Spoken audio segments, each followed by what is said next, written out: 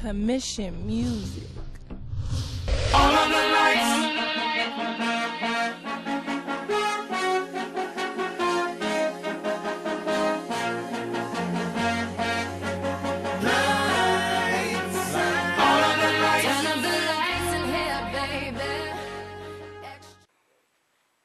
DJ Circuit Breaker Commission TV, you know how he bring out the hottest. Here with JIMMYDASAINT, ICH.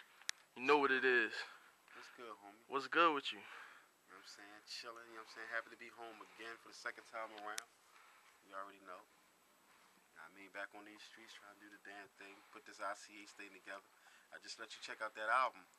What you think? I think it's hot, man. Okay. Young, Rich, and Dangerous, that album dropping November 23rd. We're going to set the streets on fire. All original production. All original production done by my man Colossus. You know, he a beast. Anybody looking for tracks, they better holler at Colossus. You know what I'm saying? He a beast with the hooks, the beats, whatever. You know what I mean? There's a lot of people on that album too. We got Tone Trump on it. We got Black De Niro, Double H Spady, Rain Man, Philly Swain, Profi from the Squatters. I mean, I got a new recruit in ICH. If everybody ain't know out there, Double H Spady, and I got another young boy coming real soon. His name Crack Baby. You know what I'm saying? Watch out for Crack Baby. Y'all know what I'm talking about when he come out. Shout out to the whole ICH squad though, but we doing our thing. But what's good, man? I wanted to ask you some questions. Now, initially, what made you start ICH, and who was the founding members when you originally started it? When I originally started ICH, it was like in the mid-90s. I started it with my partner, Hardcore. He's still a member now. Hardcore, Aziz, a guy named Live. Live changed his name to Mr. Mims, and then he changed his name to Slim Shug. He locked up right now. People might remember him. You know what I mean? He did a Jay-Z diss record.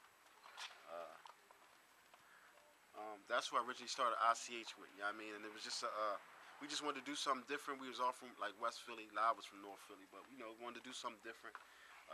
Put out a few mixtapes back in the day. We was doing our thing. We did some shows, opened up for some nice major acts back in the day. In the late 90s, I recruited Oskino and Sparks, and we was buzzing on the streets all around West Philly, Southwest Philly, and some people heard us, and I wound up taking us to Rockefeller up in New York, and Jay-Z he offered everybody in ICH a holding deal, and he gave Oskino and Sparks a contract to sign with Rockefeller Records. What's your relationship with Oskino and Sparks today? They cool, you know what I'm saying? I talked to Sparks a few times, talked to Oskino, been a few Oskino parties. Both of them good dudes. They just doing their thing, we doing our thing. It ain't no beef or nothing like that, you know what I mean? I ain't got nothing but love for them dudes, you know what I mean? We still connected. We gonna always be ICH blood for life, you know what I mean? It was a 42nd Street thing, West Philly thing. Back then it was all family and everything. It's all good. I wish Oskino and Sparks both the best. Now, what put the movement on hold? What circumstances happened that put the movement on hold then? You know, back then I was doing, you know what I'm saying, a whole lot of, I was in the streets, put it that way. And I got indicted by the FBI, set up by one of my close friends. He set me up with an FBI agent. So I sold some drugs to an undercover FBI agent, and I wound up getting knocked 10 years, and I had to go to the feds and do that time, you know what I'm saying? And I went in, you know what I mean, to do that time. The whole ICH project, the whole ICH movement just went down, you know what I'm saying, slowly went down. They tried to hold it, but you know, it was just too much to handle, because we was on top back then, and circumstances just forced us to just shut shit down for a while, you know what I mean? And I went to the joint, you know what I mean? I started writing books. You know what I mean? I became the only federal inmate ever to get a 4-book publishing deal while I was up in the joint. I was doing my thing. I had to switch my game up. I mean, I couldn't rely on rap money or rap music no more, so I was sitting in the joint one day and I said, I got to do something. I just can't do this 10 years and not do shit. So, you know what I mean? I sat down and started penning me novels. And my first novel was published in 2003, Money, Desires, and Regrets. Look it up on the internet. Google it. Money, Desires, and Regrets by JIMMYDASAINT. That was my first book. And, you know what I'm saying? 2007, 2006, somewhere around there, I met Rick Ross. And me and Rick Ross, we wrote this book right here together. Black Scarface.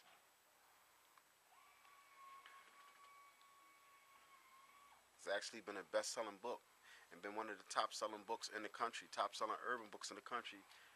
Maybe the number 2 selling book in Philadelphia. Part 2 coming out real soon. Yeah, I wrote that with Rick Ross, the real Rick Ross. You know, that's my man. You know, doing our thing. He actually going to help me with my movie project. We got a movie coming out called Philadelphia that we'll be shooting in late February with the whole Inner City Hustler Squad, plus a few features, a few people we mess with. They're going to be all up in there too. You know what I mean, so. What was the process like of getting a book published while incarcerated? Like, what steps did you have to go through? Really, it's two things. It's talent and it's luck. I was in there writing. I mean, you got to have some type of talent. I was persistent too. I was determined to do something. So I'm in there writing, doing my thing, and then I sent my manuscript out. And I sent my manuscript out to somebody at Triple Crown Publications, and they wrote me back, and they was like, look, you real good. We want to recommend you to get a book deal with somebody. And they recommended me, and a few months later, I had a book deal. And so it was talent. My talent got me in the door, and then by luck, the right person happened to check my talent out, and they offered me a publishing deal while I was in prison. What's the money like on with the independent publishing, book publishing? What kind of paper can a person get? It's good. You can make a lot of money. I mean, it depends how your book sell. I mean, shit. It's almost similar to a music record contract. It's not too much different. You get an advance, and the advance is recoupable. So whatever money they give you $10,000 up front. When your book starts selling, they're gonna take their $10,000 back, and same shit. I mean, you get a couple dollars off of each book. It just depends how your book sell. You know what I mean? My books did pretty good for me, all my books, but none of my books did as good as that Black Scarface, and the Black Scarface 2 that's coming out soon is already highly anticipated. So, you know what I'm saying? It could be real good. It just depends how you get out there and grind and you find your fan base, the people that's going to follow your story, follow your books. And it could be what you make it. I'll be on my grind, you know what I mean? I'm about to get on the book tour now, hit LA, Atlanta, Baltimore, New York, DC, and do my thing. Now, speaking of Rick Ross, not to get off the subject, what do you think about Rick Ross versus the real Rick Ross versus Rick Ross from Florida? About the name thing and him using his name and everything. Well, there's really no comparison. There's no comparison. The real Rick Ross is the real Rick Ross. I mean, he was a drug dealer making $1 million a day. He had the whole city of Los Angeles on lock. You know what I'm saying? He had kingpins working for him. This is documented. This is his real life story. He was sentenced to life in the feds. He fought his own case in the feds in the law library and beat him and got it dropped down to 20 years. This is who he is. Presidents tried to set this man up. All you got to do is read his story. Google Freeway Ricky Ross, and you'll see who he is, and then you'll understand why the rapper from Florida wanted this man's name, because this man was a powerful dude, and people always name themselves after powerful individuals. Escobar, Rick Ross, Noriega, and Gotti, and all this shit that's going on. But all Rick Ross from Florida did, the rapper, was name himself after a powerful individual and ran with it. You know what I mean? There's a lot of shit with that. You know what I mean? Because I'm real close with Rick Ross, the real Rick Ross, because I did time with him in Texas. Shout out to all the real dudes in Texas that we did time with me in FCI Texarkana. Shout out to all the dudes in the feds that did time with me.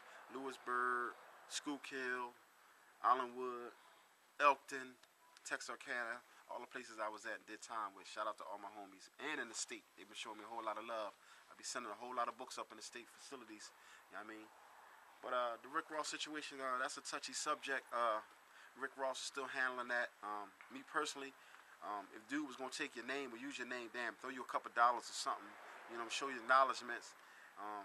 My personal belief is, I think dude is just following the trend. He's just doing anything to make money, to make a buck. I mean, he Rick Ross one day, then he Big Meech the next, then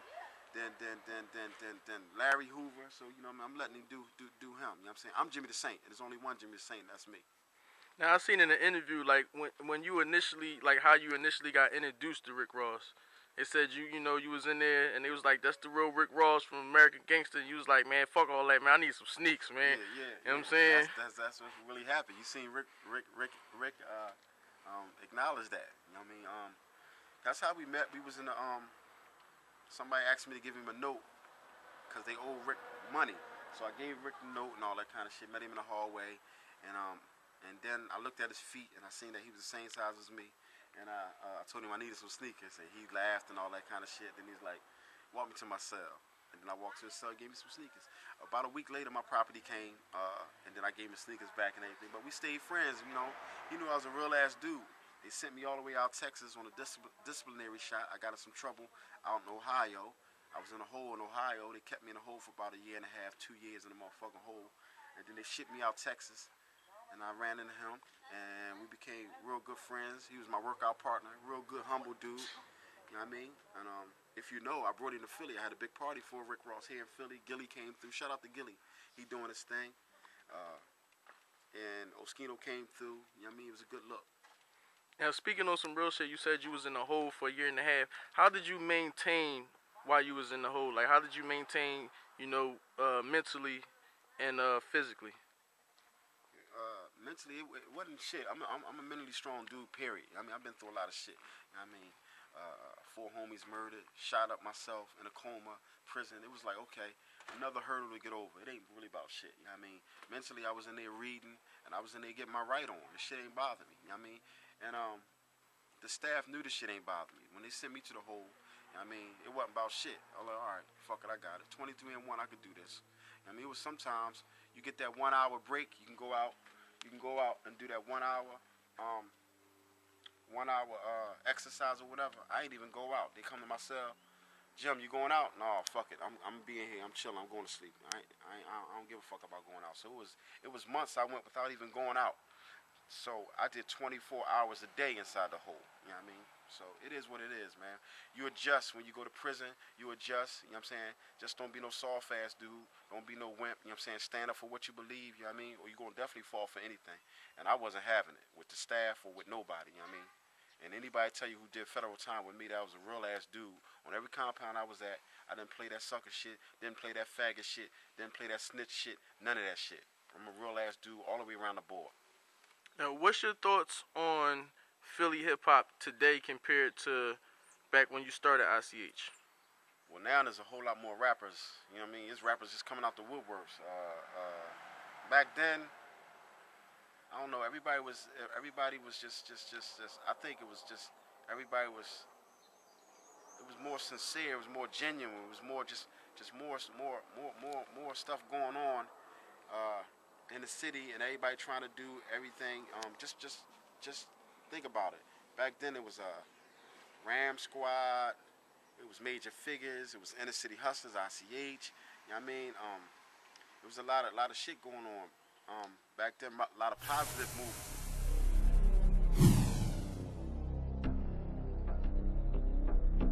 Commission music.